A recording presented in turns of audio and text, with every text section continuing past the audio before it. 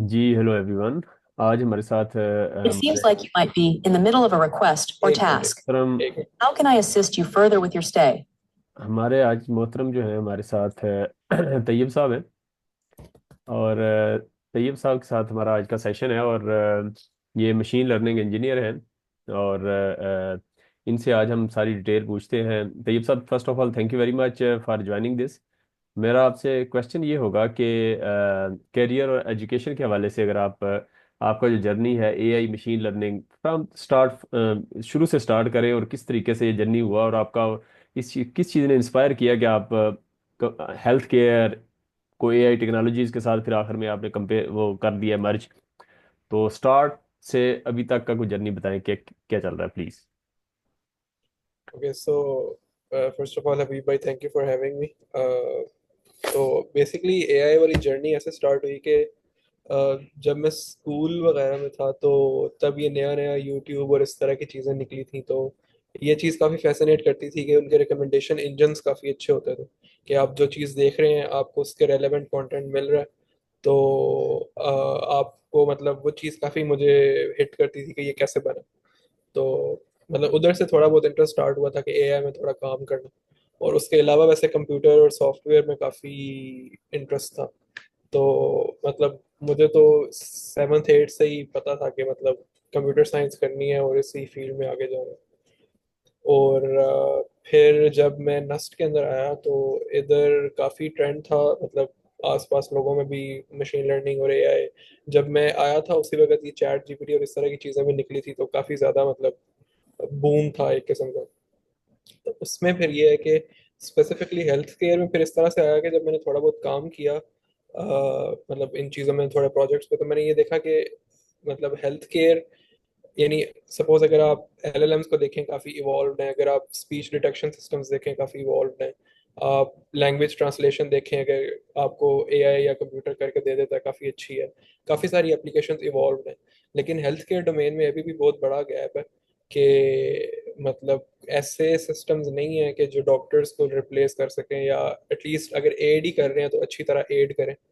तो फिर थोड़ा मेरा इंटरेस्ट बना कि इधर थोड़ा सा गैप है and I think I can be like I can do something useful. तो फिर मैंने इसको चूज किया।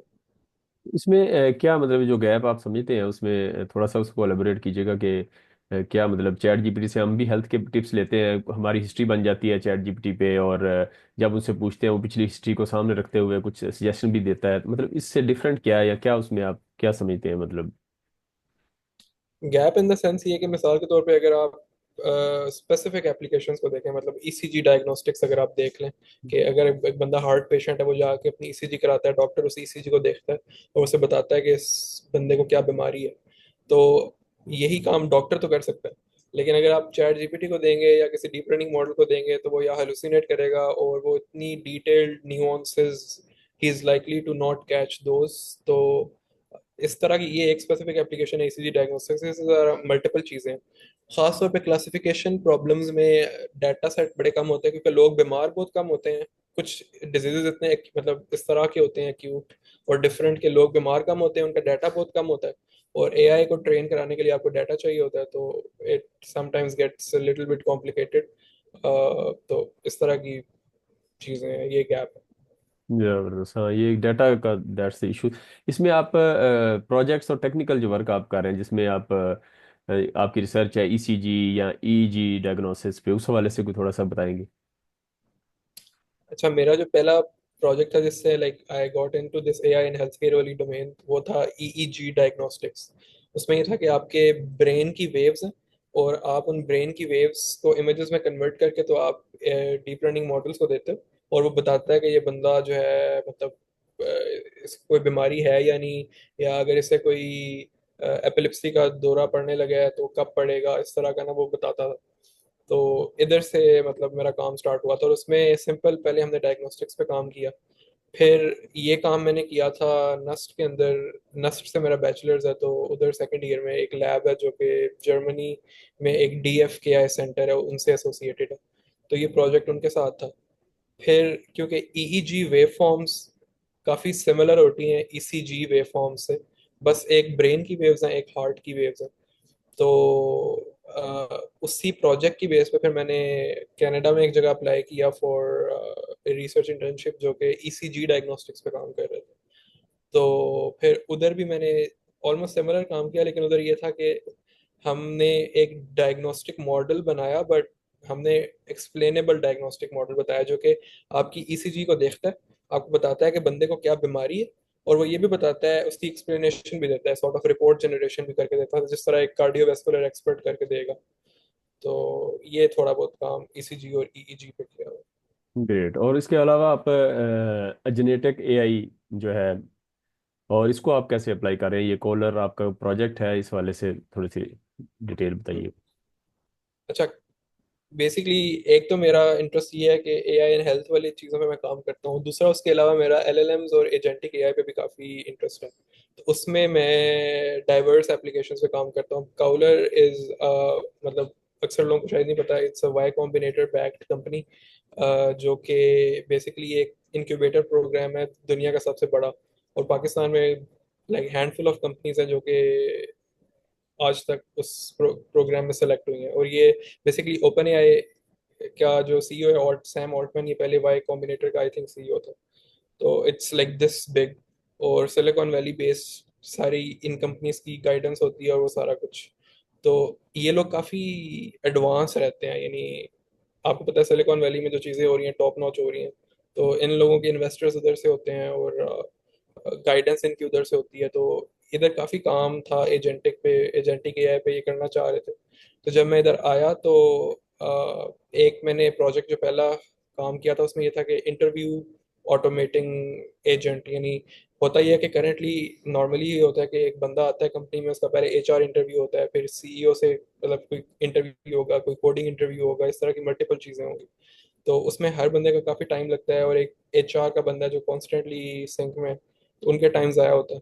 तो मैंने एक एजेंट बनाया था कि कंप्यूटर पे आके बंदा बैठे और वो उसके साथ इंटरेक्ट करता रहे, और उसका जो इंटरव्यू है वो कंप्लीट हो जाए, और एंड पे वो एजेंट ही डिसाइड करे कि इसको रखना है कि नहीं। और लाइक ये एक प्रोजेक्ट था। उसके अलावा आजकल हम वॉइस एआई एजेंट्स पे थोड़ा बहुत काम कर रहे हैं। अभी इंटरव्यू स्टार्ट हुआ था तो वो चल रहा था, तो वो बोलना शुरू हो गया, तो उसको मैंने बंद किया आपके अच्छा साथ। अच्छा अच्छा अच्छा, वही काम कर रहे थे आप? शुरू में वो इंटरप्शन थी। तो आजकल इन चीज़ों पे काम चल रहा है, तो इधर तो काफ़ी डाइवर्स है, यानी मुख्तलिफ प्रोजेक्ट्स होते हैं, उन पे काम चल रहा होता है। जबरदस्त। और इसमें फिर एलएलएम्स जो है वो 6G नेटवर्क के साथ जो शेपिंग है इनकी, वो कैसे, मतलब इसका क्या, किस वाले से, इस वाले से क्या कमेंट करते हैं? अच्छा, तो मेरा जिस तरह को बताया, एक तो मैं साइड मेरी है कि एआई एंड हेल्थ पे काफ़ी काम करता हूँ, दूसरी मेरी एजेंटिक और एलएलएम्स वाली साइड। तो हमारा नस्ट के अंदर फाइनल ईयर प्रोजेक्ट हमने करना था, थीसिस उस पे हम लिखते हैं फिर। तो उसमें ये था कि एलएलएम्स की एप्लीकेशन में करना चाह रहा था किसी ऐसी डोमेन में जिधर एलएलएम्स इतने इंप्लीमेंटेड नहीं हुए थे। तो अब ये जिस तरह मोबाइल नेटवर्क्स होते हैं, और 6G 5G 4G इस तरह की चीज़ें। तो 6G तो खैर अभी प्योरली रिसर्च में है, इन एप्लीकेशन तो 5G और 4G हैं। तो इसमें ये होता है कि आपके पास ना बहुत ज़्यादा कह लें कि यूजर्स होते हैं, और आपने इंटेलिजेंटली रिसोर्सेज एलोकेट करने होते हैं। और उस रिसोर्स एलोकेशन में अभी जिन तरीकों से वो होती है वो बहुत मतलब टाइम कंज्यूमिंग है, मेमोरी इंटेंसिव है। तो हमने एलएलएम्स को प्रॉम्प्टिंग और फाइन ट्यूनिंग के थ्रू ये काम कराया था। और फिर मतलब बेसिकली हमने ये प्रोजेक्ट एक किया था, और जो कि फिर टेली कम्युनिकेशन की कह लें कि एक टॉप कॉन्फ्रेंस है आईसीसी, इस साल कनाडा में ही हुई थी। तो उधर फिर हमारा पेपर पब्लिश हुआ। और एक और जगह हमने भी दूसरा उसी का एक नेक्स्ट काम सबमिट किया है। ग्लोब कॉम एक कॉन्फ्रेंस है, वो भी फ्लैगशिप कॉन्फ्रेंस है इसी तरह इंटरनेशनल। तो उधर भी हमने काम सबमिट किया। तो essentially it was application of LLMs in telecommunication domain, और हम रिसोर्स एलोकेशन का प्रॉब्लम सॉल्व कर रहे थे। और फिर इसी काम की बेस पे भी फिर नस्ट के अंदर ये होता है, एक तो नॉर्मल गोल्ड मेडल होता है, एक थीसिस का गोल्ड मेडल होता है। तो हमारे ग्रुप को वो गोल्ड मेडल भी मिल गया, तो थीसिस वाला। तो ये सब। Very nice very nice. और लर्निंग और ग्रोथ के हवाले से देखें तो आपका जो एक्सपीरियंस नस्ट में है, फिर यूनिवर्सिटी ऑफ अल्बर्टा कनाडा में है, कैसे देखते हैं, मतलब कैसा ये रहा एक्सपीरियंस? कंपैरिजन कैसे करते हैं नस्ट, चले नस्ट की और उससे, और पाकिस्तानी यूनिवर्सिटीज का एनवायरनमेंट इंटरनेशनल पर्सपेक्टिव में, ये थोड़ा सा इसको हाईलाइट कीजिएगा।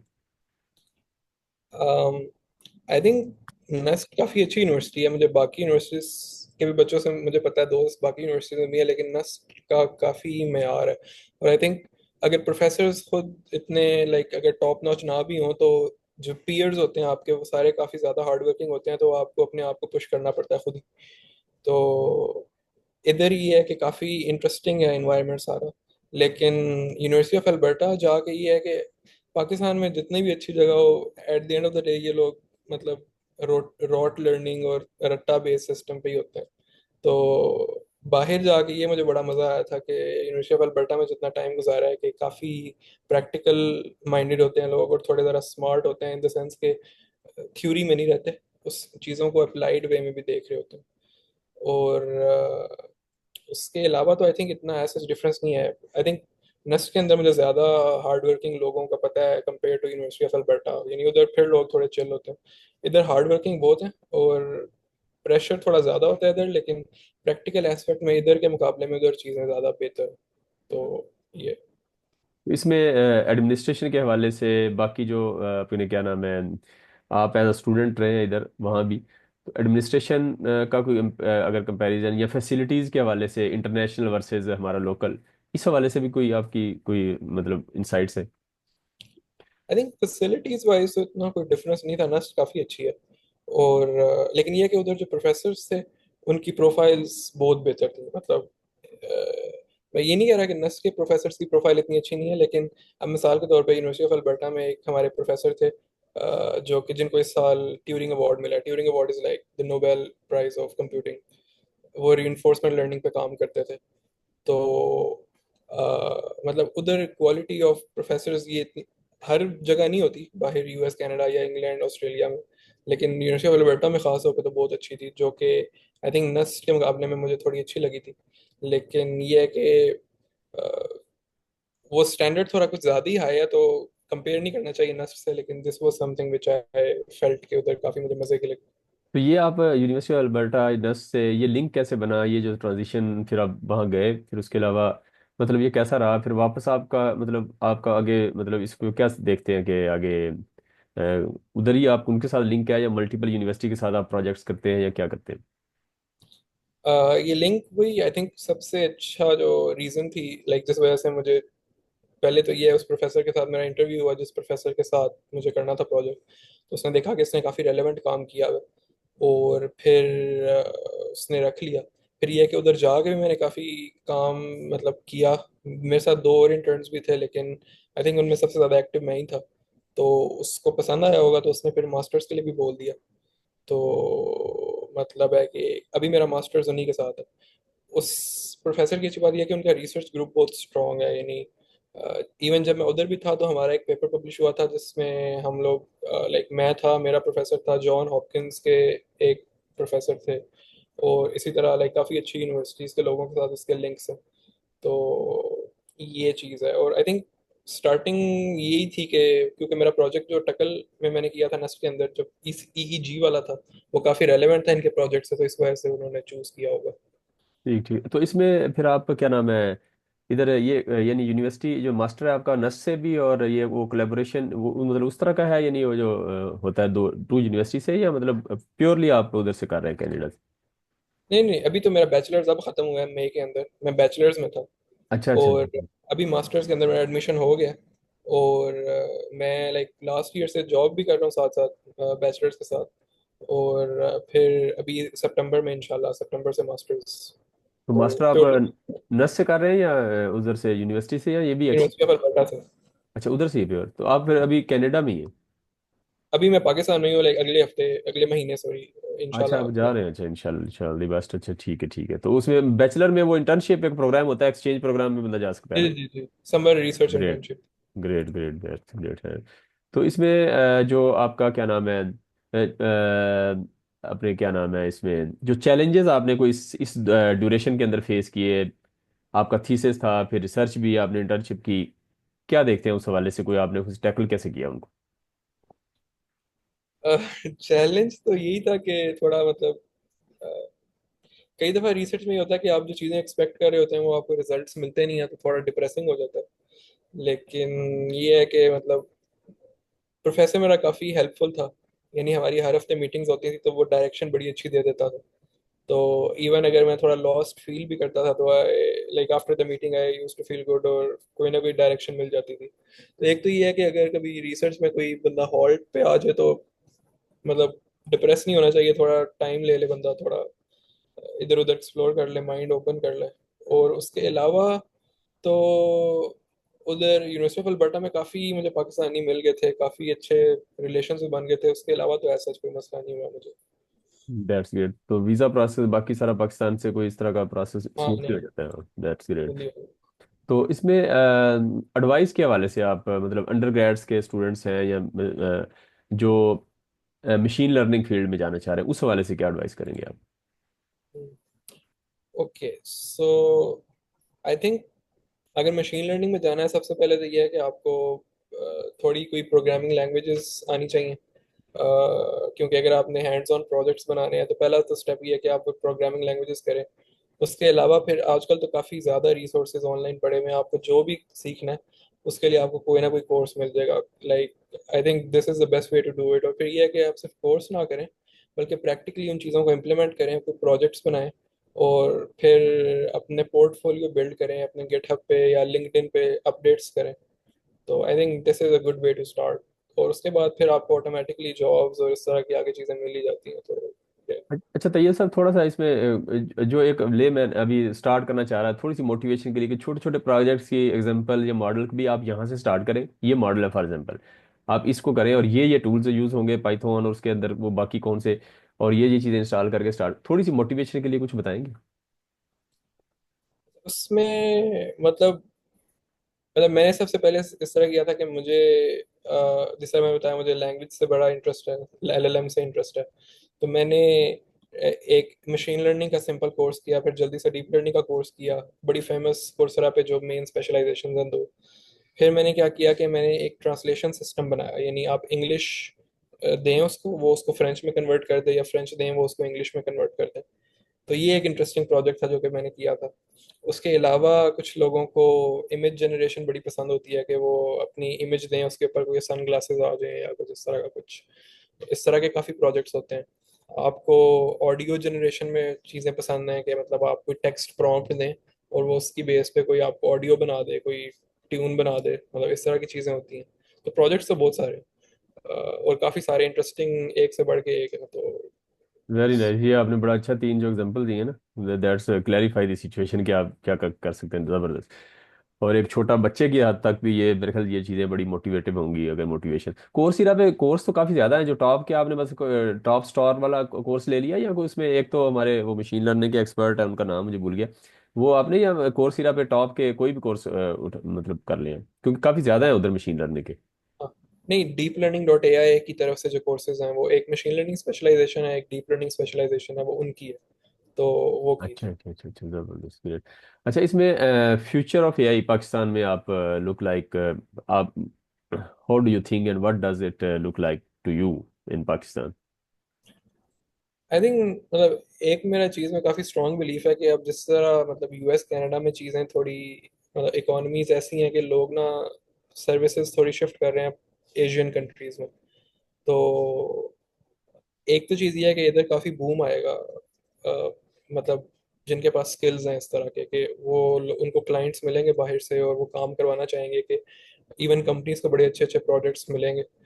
हमारी भी ये कॉलर जो है काफ़ी अच्छे अच्छे प्रोजेक्ट्स कर रही होती है यूएस कनाडा के क्लाइंट्स के लिए। तो एक तो ये चीज़ है कि इधर काफ़ी सर्विसेज आएंगी और काफ़ी स्किल्ड लोगों के लिए मेरा ख्याल है कि काफ़ी बूम होगा। दूसरा ये है कि पाकिस्तान में भी इटसेल्फ मतलब यूनिवर्सिटीज़ अब पहले इतना, मैं आपको नस्ल की एग्जांपल देता हूँ कि पहले सिर्फ एक आई थिंक कंप्यूटर साइंस का कोर्स होता था, अब चार हैं, like computer science, software, data science, AI. यानी उसी एक ही डिपार्टमेंट के अंदर एक के बजाय अब चार चार कोर्सेज उन्होंने डाल दिए हैं। तो इसी तरह बाकी सारी यूनिवर्सिटीज में भी काफ़ी हैं, और आई थिंक काफ़ी ज़्यादा लोगों का ट्रेंड है। तो आई थिंक अगले 10 साल इंटरेस्टिंग होंगे इस लिहाज से। तो नस्ट का करिकुलम आप देखते हैं कि ये अपडेटेड होता है? क्योंकि आप तो आप देखना एआई में काम कर रहे हैं, लेटेस्ट ट्रेंड की बात है, करिकुलम भी उसी तरह अपडेटेड है, या मतलब आप समझते हैं कि वही आउटडेटेड ही है जैसा पुराना सिस्टम चल रहा है? ये डिपेंड करता है प्रोफेसर पे, मतलब 30 to 40% ऑफ द टाइम्स वो ठीक होता है, अपडेटेड होता है, लेकिन मोस्ट ऑफ द टाइम्स वो अपडेटेड नहीं होता, या अपडेटेड होता है लेकिन आप प्योरली उस पर रिलाई नहीं कर सकते, आपको खुद से सीखना पड़ता है कुछ। और आई थिंक वो ठीक होता है, यानी आपको बेस बेस अगर आपकी ठीक हो जाए तो उसके ऊपर आप खुद बिल्ड करते रहते हो। तो लेकिन ये है कि again 20 to 30% of the times professor ऐसा होता है कि वो बहुत अच्छी टॉप लाइक लेटेस्ट चीज़ें पढ़ा रहे होते हैं, लेकिन मोस्ट ऑफ द टाइम्स ऐसा नहीं होता। हम्म। तो ये आप थोड़ा सा नस्ट को और बाकी कोई स्टूडेंट पाकिस्तान में एडमिशन लेना चाह रहा है, नस्ट में ले किसी और यूनिवर्सिटी, यूटी है आगे पीछे से बाकी हैं, लम्स है और वो जिक्की है और ये प्याज है, और तो आप थोड़ा सा इसके वाले से कोई इंसाइट दे सकते हैं कि भाई डिसीजन करने में उनके लिए आसानी हो, कौन से प्रॉज एंड कॉन या कौन कौन से एस्पेक्ट को देखें, और नस्ट में ये एस्पेक्ट हैं कवर हो रहे या मतलब ये नहीं हो रहे, और बाकी यूनिवर्सिटी में आपके ख्याल में ये चीज़ें कवर हो रही, इस हवाले से थोड़ा सा। आई थिंक मेरे हिसाब से पर्सनली नस्ट, फास्ट, जीके और लम्स तीनों चारों की चारों ही बहुत अच्छी हैं। और अगर तो आप कंप्यूटर साइंस या आप इस तरह की कोई रेलेवेंट फील्ड में जाना चाह रहे हैं तो आई थिंक चारों ही परफेक्ट हैं।